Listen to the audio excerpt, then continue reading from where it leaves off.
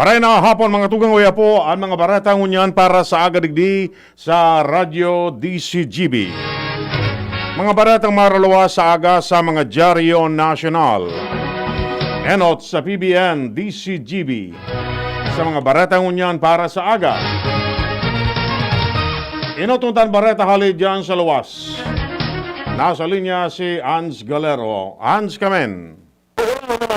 At tulong mga establishment at opisina naman ani sinirara ni Alcalde Noel Rosal sa temporary total lockdown. Sinabi ni Alcalde Rosal sa iyang abiso na ang mga naka-lockdown mo niya na mga establishment yung showing marketing sa barangay Bitano, ang GC yung underbranch sa barangay Guwon, at yung collection and operations and maintenance units kan Albay Power and Energy Corporation dyan sa barangay Sagmin, Legazpi City. Ini dahilan sa positibo o kaya may nagpositibong mga empleyado kung nasa bitan ng lugar sa hilang na COVID-19. Sinabi ng Alcalde Rosal na pag-lockdown kada sambitan ng mga lugar, yung tangali na makataon in sufficienteng oras para sa disinfection kan mga establishment ini asin matapos ang contact tracing pati naman testing. Sigun kay Rosal, oras na matapos na ini asin mag-negatibo man sa testing o COVID-19 testing ang mga empleyadong posibleng nakasalamuha kan mga persona nagpositibo man sa hilang na COVID-19, pwede nagiraray may baybalik ang serbisyo kan nasambitan ng lugar. Sa ngunya nagpagiramdom giraray si Alcalde Rosal sa publiko na mantineron ang pagsunod kan minimum health standards na kanin na malikayan ang paglangkaw pa kan kaso ng COVID-19 sa syudad kan Legazpi. Dagdag na Bareta, Ans Galero, DZGB. Lauman ang mas magayagayang Pasko ngunya na taon. Inang tinawanin doon kan National Task Force Against COVID-19 dalanta nasa road to herd immunity na ang Pilipinas dalanta nagdadakol na ang mga nababakunahan na Pinoy. Sigun kay NTF Chief Implementer asin vaccine czar Carlito Galvez, natiwala sinda na makakamit ang target na mabakunahan ang 70 milyones na mga Pilipino bago magtalikod ang 2021. Sinabi ni Galvez na posibleng makamtan ang herd immunity o containment sa nag-adang-adang na Setyembre kung saan pwedeng mabakunahan ang nasa 25 sagud 50 milyones na mga Pilipino. Tulo sa close contacts, kansarong overseas Filipino worker na iyuan pigtutubudan na nagdarakan COVID-19 variant na nadiskubre sa India ang napatunayan na positibo sa siring na virus. Iniyan sinabi ni Health Undersecretary Mario Rosario Vergere kung saan ang samples kaini ipinadara na para sa genome sequencing tanganing maisihan kung anong klase ng variant ang nagtama sa mga biktima. Sa ibong nalado, pigahanap pa ang duwa pang close contact kansarong overseas Filipino worker na hali sa United Arab Emirates na enot ng napatunayan na positibo man sa COVID-19. Siguradong maabot sa nasyon ang nasa 40 milyones na doses nin bakuna hali sa Pfizer. Inang tinawan ni asigurasyon ni vaccine czar Carlito Galvez sa pagsasabi na pinirmahan naman niya ang kasunduan para sa term sheet para sa pagbakalin 40 milyones doses nin bakuna na gagamiton kan gobyerno sa pagbakuna kontra sa COVID-19 sa nasyon. Sayang ipinaliwanag na maabot naman sa 7.7 milyones na doses nin bakuna hali sa Pfizer ang naresibi kan gobyerno. Idinunga pa ni Galvez na ang gobyerno naglalauman na mag-abot naman sa nasyon ang 500,000 na doses hali sa Sinovac, 1.3 milyones doses hali sa Sputnik V, asin 2.2 milyones doses hali sa Pfizer ngunya na bulan. Bako malabog ang pagkakaigwanin vaccine pass kan mga tao sa mga maabot na aldaw. Sigun kay vaccine czar Secretary Carlito Galvez Jr. na maabot ang aldaw na ang vaccine pass magiging global requirement. Sinabi niyang posible ini ang maging basihan para makaluwas din sa rong nasyon ang mga overseas Filipino workers o OFW mantang sa seafarers maging requirement ini bago sinda makasaangat nin barko. Dahil ang digdi, hinagad ni Galvez na gibuhon na responsibilidad kan mga Pilipino ang magpabakuna para naman sa kaligtasan ninda asin kan sa indang pamilya. Balagad ang barata halid dyan sa luwa si Luwens Barsana. Luwens Kamen. Tripling the whole at magkadiriswido sa presenteng kamugtatan ka National Highway ka na Rawis, Legazpi City. Pagkatapos na mamaransiwal at mga manlaylay na mga warning sign asin na mga katrabaho ang DPWH digdi sa nasambitan ng lugar. Ini anano paran mismo kan DZGB News na kung saan opisar na may patrabaho ang LCWD na niralagan ng mga caution, may mga nagkapira mga lugar na mga barangay pa ang mga gapo, mga manlain-lain na mga bulan sa sinibaba na pakuman alinyado at pwede maginggikan kanta kakadispedo. Pataan nasan pita ng lugar talagang manunubaran na talagang piuton dahilan ka na pagsisettle kan ibang mga individual digdi sa nasampitan ng lugar. Masiging sistema digdi lalo na sa mga bakuman pamilyar kapag dahil pamilyar sa lugar posibleng madiskwido dahilan kan kamugtakan digdi na bukas man ang DZGB nyo sa pahayag kan mga nanunungdan may kinaraman sa pangyayaring ini. Dagdag na Bareta, ako po si LBB. Sisiripon kan Department of Health ang kausa kan mga pigsasabing bagulbol na pagpapadara kan COVID-19 vaccine sa nagkaparang local government units. Sigun kay DOH Undersecretary Merna Kabutahe, pigadalan kan ahensya ang pagbiyahe kan mga bakunang halis sa Metro Manila pa sa sharing sa mga probinsya.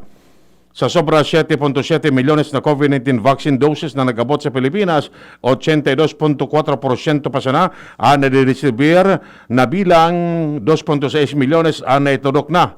Sa Metro Manila na sentro kan COVID-19 vaccination, nasa mga apasana kan target na 120,000 kada aldaw ang nababakunahan. Padagos man na piging ganyar kan DOH ang publiko na magpabakuna na dahil apisar kan na gagayon ang nadagos na sa mga ospital, iyon dapat manggiraray na pakusugon ang mga lakdang para makontrol asin makortar ang COVID-19. Kinakaipuhan na maipasunod din marahay ang safety measures para sa mahigpit na implementasyon kaini sa lindong kan General Community Quarantine sa National Capital Region o NCR+.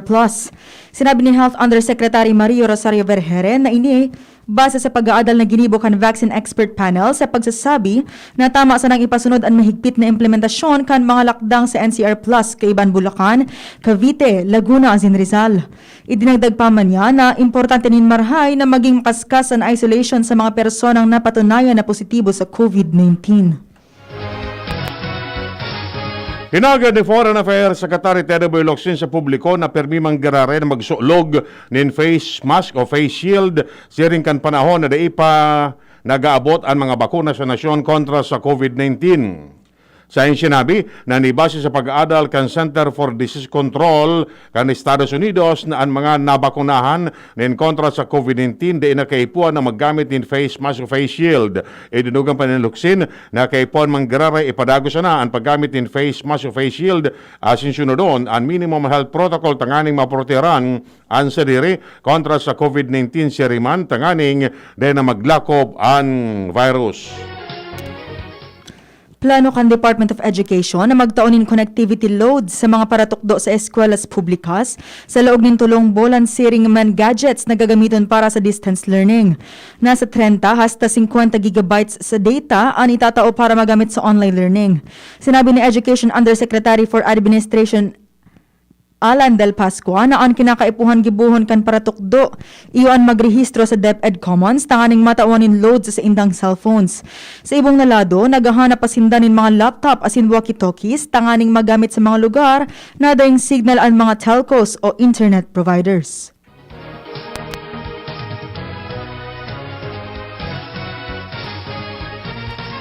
Nagiro na sa Kongreso ang propestong lakdang na mamukna ni sarong ahensya na mamamahala sa mga nakatagong bulong, bakuna, asin iba pang medical devices o equipment sa panahon in public emergencies.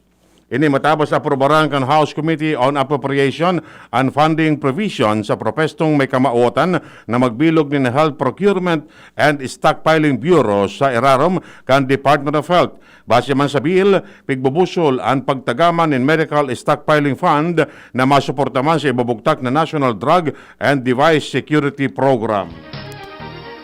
Ipinagbabawal pa man giraray ang pagbukas ng mga leisure as in entertainment venues sa mga lugar na nasa irarom kanahaitan General Community Quarantine o GCQ sa nasyon poon ngunyan Marso o Mayo 15. Inisigun kay Department of Interior and Local Government o DILG Secretary Eduardo Año na daipaman pigtotogotan ang pagbukas kan mga bars, concert, cinemas, theater, arcades, internet cafes, amusement parks, playground, casino asin bulang sa NCR+. Apwera digdi na sa 30% ang capacity sa naan pwede sa mga personal care services as in outdoor tourist attractions. Mantang pigtutugutan man ang 20% na seating capacity sa mga indoor dine-in services sa NCR Plus as in nasa 50% man ang kapasidad sa alfresco dining. Mantang 10% sa na capacity ang pigtutugutan sa mga bunyag, kasal, lubong as in iba pang religious gatherings.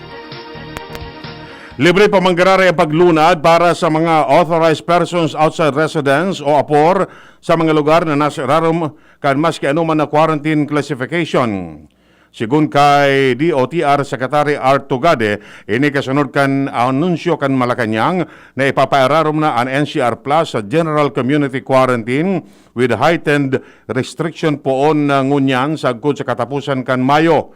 Magigiramduman na nasabing libreng sakay yung programa kan Department of Transportation as in Land Transportation Franchising and Regulatory Board sa paagi kan proyektong siraram kan Service Contracting Program na kamauta na makalibre nin pamasayan publiko lalo na ngunyan na panahon nin pandemya.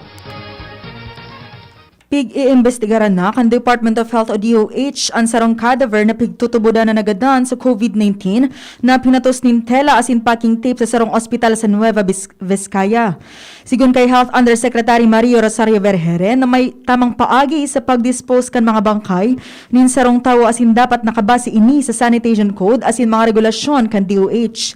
Sinabi niya ang sarong tawang nagadan dahil sa nakakaulakit na helang, kaipuhan patuson nin body bags asin makremate sa laog nin 12 oras. Piglinaw man ni Vergere na regular na nagtataw ang DOH nin mga body bags sa rehiyon. Mientras tanto, pigdalauman na nasa 200,000 at makakabalta na sa pagpaatob giraray kan General Community Quarantine sa nasyon. Sigun kay Trade Secretary Ramon Lopez, nasa erarom kan GCQ, mapababa ang mga nawaran ng trabaho dahil dakol ang mabalta giraray sa pagbukas kan ekonomiya sa nasyon. Magigaramduman na kan ipautob ang Enhanced Community Quarantine nasa 1.5 milyones na mga Pinoy ang nawaran ng trabaho sa Metro Manila, Rizal, Bulacan, Cavite, asin Laguna kan Marso alagad na bawasin na nini sobra sa 2 milyon sa panahon kan implementasyon kan Modified Enhanced Community Quarantine kan nakaaging bulan. Sa ngunya nasa 700,000 na obrero ang nawaran ng trabaho matapos tugutan kan gobyerno ang limitadong operasyon kan nagkaparang establishmento araw kan mga kakanan, barbershop, asin parlor sa tao kan MECQ.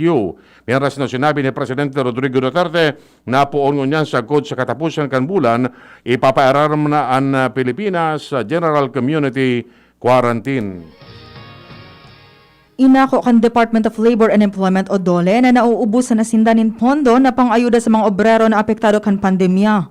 Sigun kay DOLE Assistant Secretary Dominic Tutay, sa diring pondo na kan ahensya sa indang pigagamit dahil nauubos na ang pinansyal na ayuda na sa indang naresibi sa irarom kan bayanihan 2. Sinabi niyang 16 billion pesos ang naresibi kan ahensya sa irarom kan bayanihan 2 para ipantabang sa mga formal as in informal workers maging sa mga overseas Filipino workers o OFWs na nawaran ng trabaho.